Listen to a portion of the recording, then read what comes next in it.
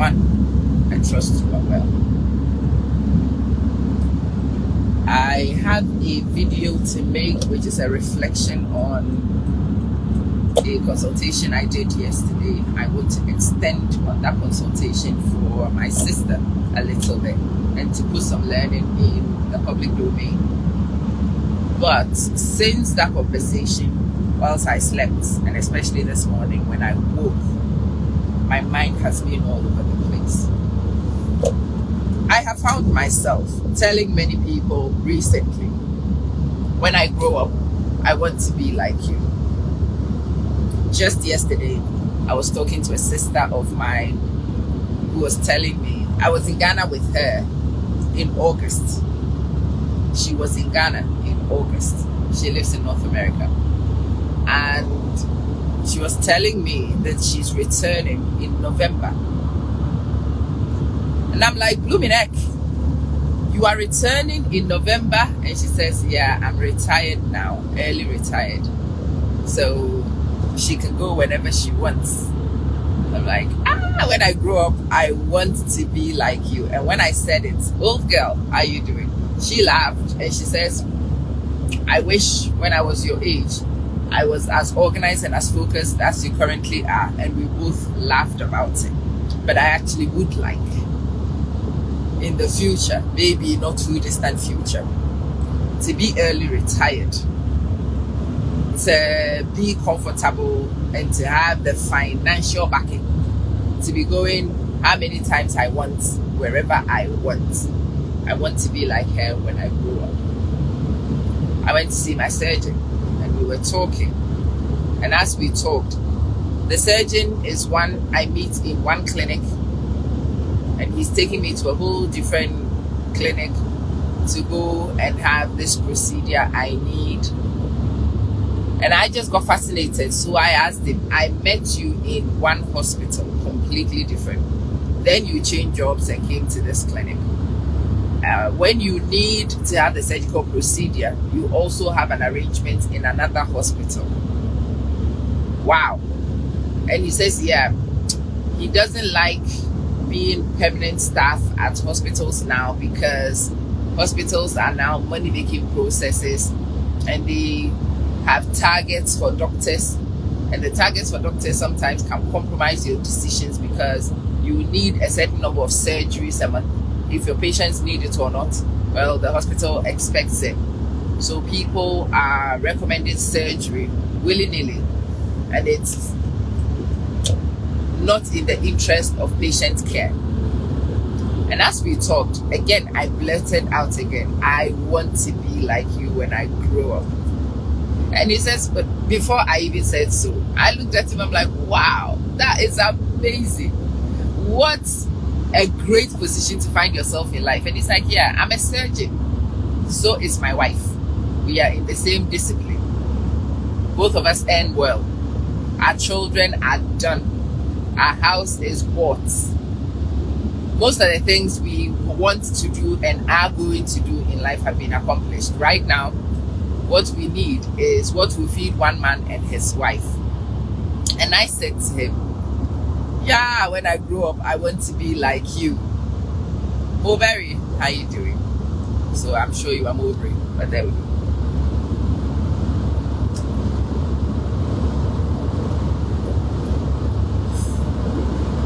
When I grow up, I want to be like you. And he says, what do you mean? I'm like, well, at the moment, whilst I'm in the trenches, busy paying school fees and getting children through, watching somebody like you. And I am in schools, and schools place similar demand on teachers.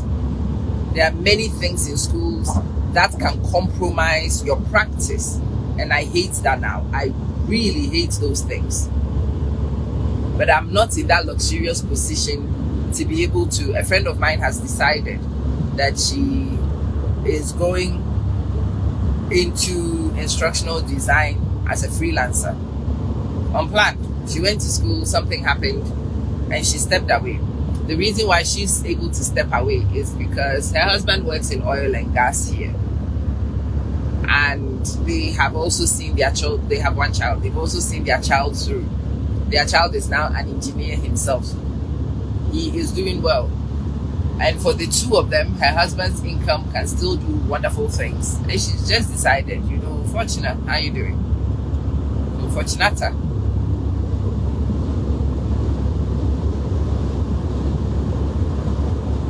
So she's just stepped. She's now an instructional designer. She hasn't even finished the training yet. She hasn't found any clients. She's quit. I want to be like those people, and I have found myself telling many people I want to be like them. Yesterday, as I was talking to this sister, she says, I want to be like you. You should have seen the double take. I'm like, what? I want to be like you. I'm like, me? She says, yeah. I would like to have also finished my doctorate. I would like to have finished buying my house. I would like my children almost done. Yeah. And then something struck me. Catherine and Teal, how you doing? My current life, which I have a lot of things to complain about, which I am looking to escape from. Leontina, how you doing? No, it's Leontine. How you doing, darling? When you read these things quickly, it always ends up something else. Forgive me. Yeah.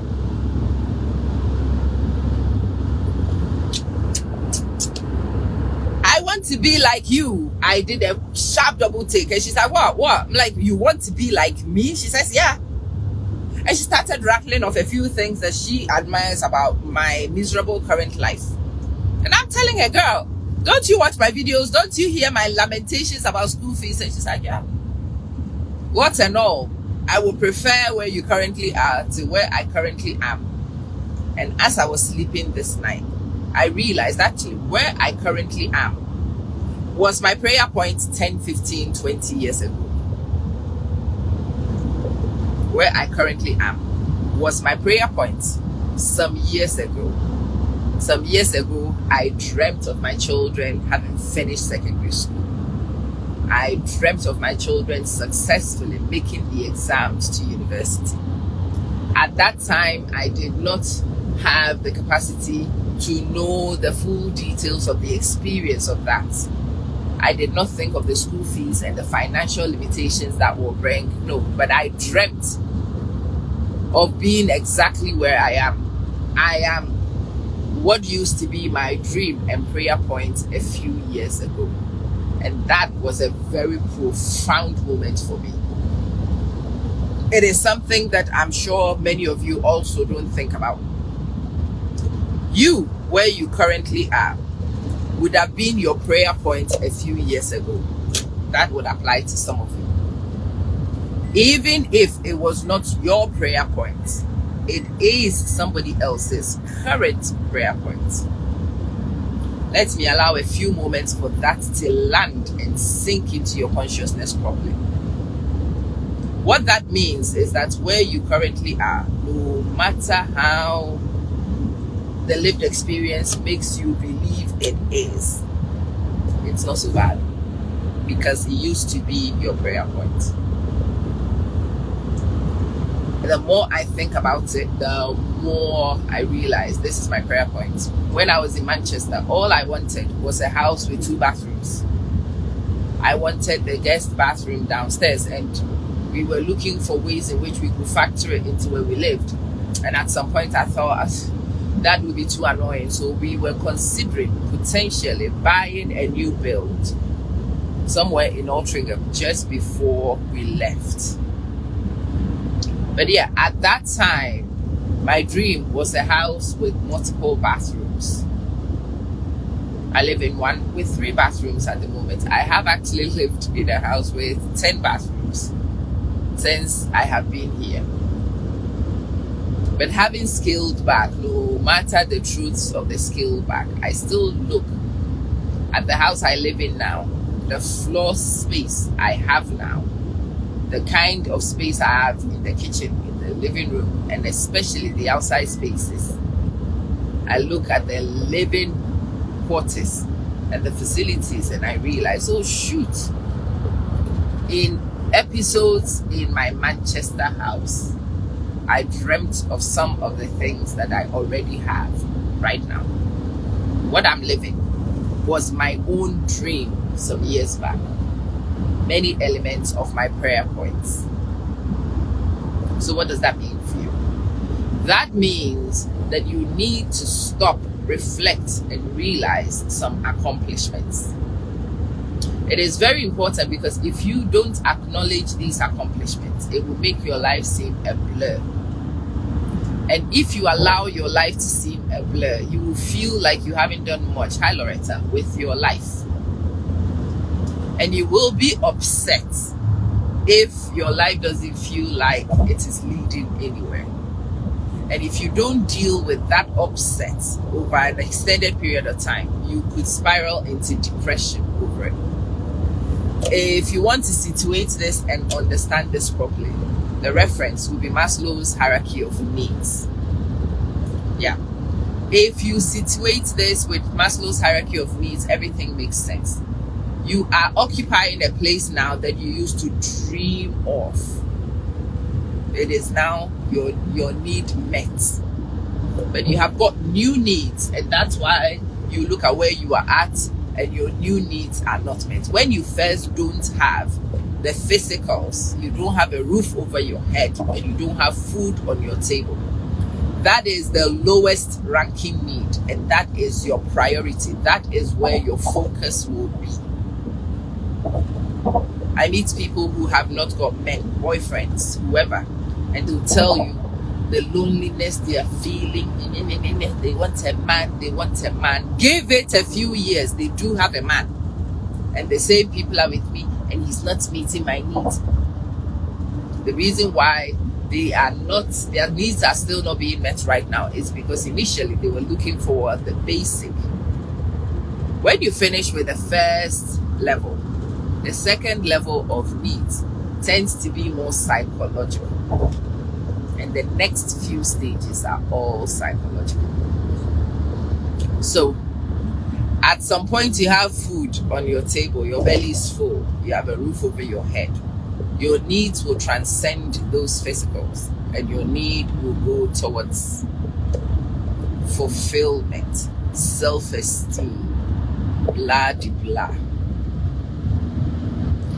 If you don't allow yourself to acknowledge the journey it has taken to get you here, and that has happened to me on significant episodes of my life, I have scored some huge achievements and been too busy to recognize those huge achievements. And so my lived experience was a constant chase. I was chasing, but I never seemed to have got where I wanted to go to. It took me and a consultation with a counselor, and the counselor says, stop, I see what you're doing. And I'm like, I've been grinding my entire life. And she says, really? Like, yeah, I have ground and I've hustled and I'm still hustling and I hate it. And she says, really? Like, yeah. Tell me about your hustle. Stupid me. Thinking that I had a point to make, I was busy telling her my hustle. When I was hustling to try and raise a deposit, and then I hustled, and then I hustled, and then I hustled, and I'm still hustling. And she says, right, tell me of your current hustle. Idiot. I'm still busy trying to look for my sympathy. I am hustling children's school fees. I am hustling. I am hustling to build a business. And she says, stop. Okay. Have you achieved anything? In this hustle, have you achieved anything? Tell me some of the things you have achieved. So I give a very simple rendition of the things that, well, I've done this, but it's not quite done. But I've also, the business, I'm running a business, but the turnover is not quite, because I am hustling. And then she finishes and she regurgitates what I told her right back. And she asked me, so 20 years ago, you were hustling financially? Yes, I was. Tell me about that hustle. Well, at that time, I earned a few £1,000 a month. I had a mortgage to pay.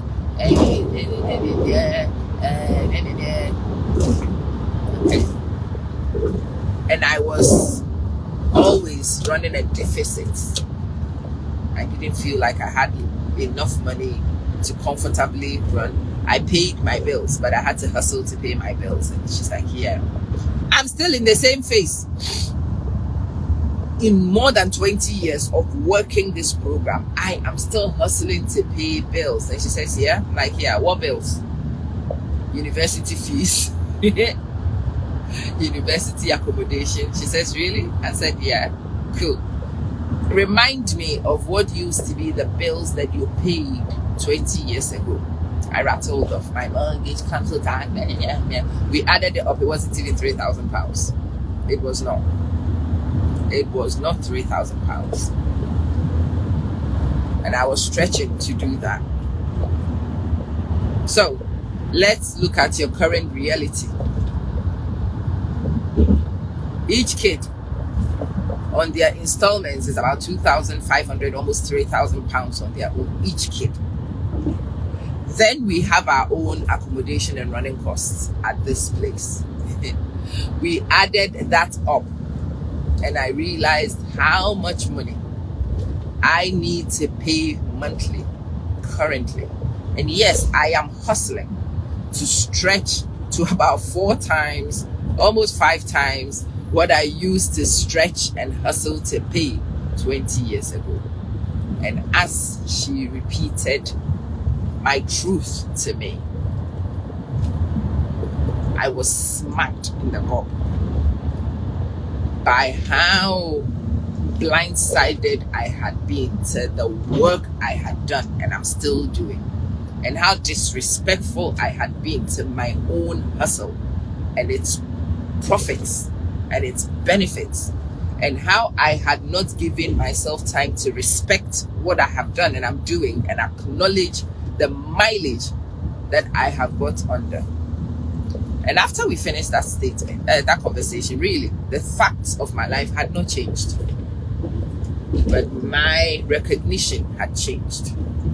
The bleakness that I felt of still struggling for 20 years, the sadness in my spirit that I hadn't made progress, that somehow I was not actualizing, diminished significantly. And that's the reason why I'm having this conversation with you. I'm not asking you to overinflate what's happened. I'm asking you to acknowledge what has happened in its entirety. I'm asking you to sit down and not just look at headline statements, but to look at details. Yes, you are still financially struggling 2 decades after you became conscious of your financial struggle, like me. 20-something years ago, I had already bought a house and I was getting ready to buy the second house, or I had just bought the second house somewhere around this time. I had a mortgage and I was looking to buy a house abroad, mortgage free. We bought that house cash down. So we needed to put things through and juggle and buy that house. And I was struggling financially, because paying the mortgage in itself and keeping the bills was a struggle. But then I added this new thing of saving money whilst I was doing that to try and buy this house outright. I did. We bought the second house in 2016. So 19 years, that is also nearly 2 decades. We bought a second house, and the second house we bought it without a mortgage. You know, I had never allowed myself to really think this through and to fully consider its implications of buying a house mortgage free, a second house mortgage free. I did not. It took that coach, and she said, say that again to me. What did you just say? And I said, well, we bought the house and then we bought the house. And she's like, well, slow down. You bought 2 houses. I said, yeah. One of them was not on mortgage. Yeah. And then after you bought 2 houses, you were financially struggling. Yeah. And then I continued to financially struggle for the foreseeable future. Tell me some of the things you were doing whilst you were financially struggling. I'm like, well, I focused on the children, really. After the second house, I could not really seriously acquire another house because A lot of the money was now being diverted. My children had now got medical issues and whatnot.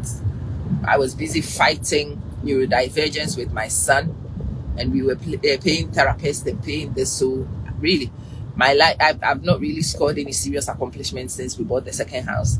And she listens and she lets me. And when I finish, she paraphrases it back to me. Tell me, how much were you paying for therapists?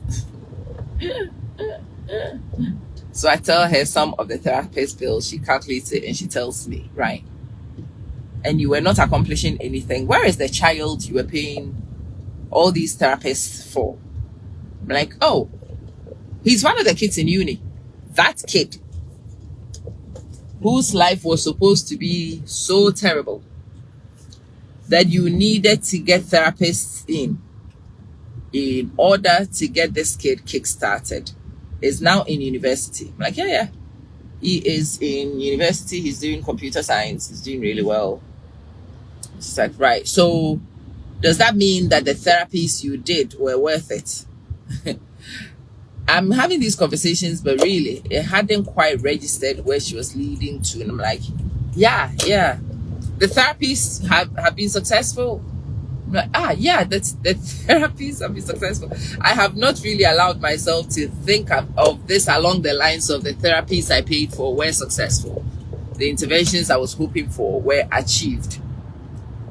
The outcomes I dreamt of are now in my current reality. Yes, your current life is certainly a prayer point from the past, if not for yourself, somebody else, and very likely to be a prayer point of somebody else right now. Allow yourself to fully acknowledge where you currently are. Allow yourself to take credit for what you have done. Don't diminish the achievements you have scored. It will help you to learn some self-respect.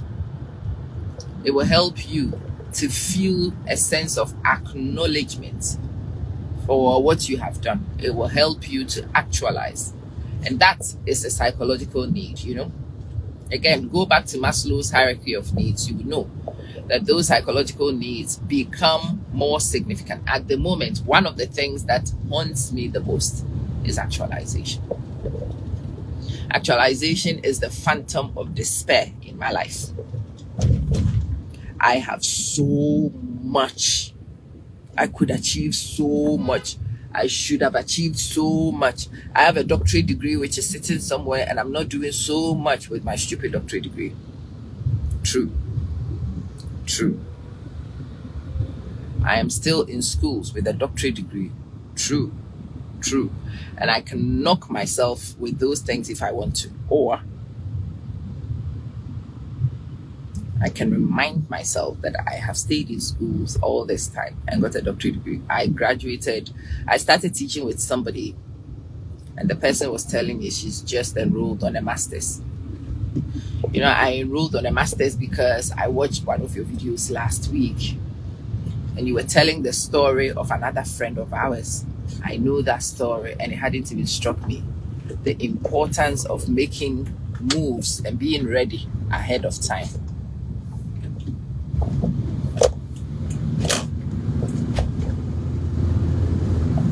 So I've just enrolled on a master's after watching that because I do not want to end. But this person and I were in uni around the same time. In all these decades since we finished the first degree, she's done very little else.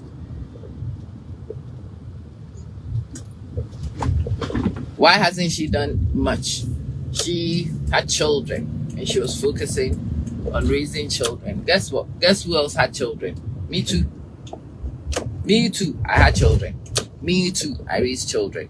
Me too. But somehow, even alongside raising children and all the other things, I still knuckled down and I ticked off the boxes and got the certification I needed. You see, I need to learn some more respect for myself and for what I have achieved, and to recognize what I have achieved. Yes, there are certain things that I should do. There are certain things that I need to focus and tick off. But that does not diminish what I have done. I have hustled. and I have achieved quite a bit in my hustle. That changes the dynamics of your feelings tremendously. It does. That changes the bleakness that you can feel on this journey. It does. That makes you recognize the scores made even whilst you anticipate where you can go. And it changes your life's experience completely. And that is what I want to share with you today. Respect how far you have come, even whilst you dream of how much further you can go. You can go much further than what you have done. You probably could have done more, given hindsight. But without hindsight, what you have done can also be quite respectable. I'm not saying this is applicable to everybody. There are some people who have just sat on your laurels. That's different. That's different. Remember, as for me, my target audience is the progressive individual. Those of you who dream of better, who work for better, who chase better, and sometimes better seems to be running further than you do. Better is faster than you are. Yeah. It is us that I address. And so when you take my comments, you have to take it in that light. I was telling somebody, it's not everybody. You are amazing, you are incredible. No, it's not everybody who's amazing and incredible. Some people have not been incredible. And if you have not been incredible, don't come and listen to the actualization chants. Affirmation, you are wonderfully made. Yes, the Lord made you, so you are wonderfully made. You are hardworking. No, not everybody is hardworking. If you haven't been hardworking, also own that you haven't been hardworking. If you can work harder, please also own it. You potentially can work harder, so that you might actually be inclined to do so. Be truthful to yourself. Don't overinflate your success and your achievements, but don't underscore it either. Yeah. Be honest, pragmatic in your evaluations. It will help you a lot on the progressive agenda. Joan and Sister Sidwa, how you doing? Adelma.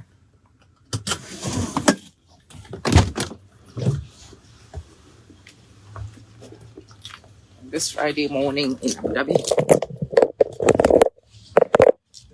I take a few moments to acknowledge. I got talking to somebody else some time ago about a car, and I was telling her,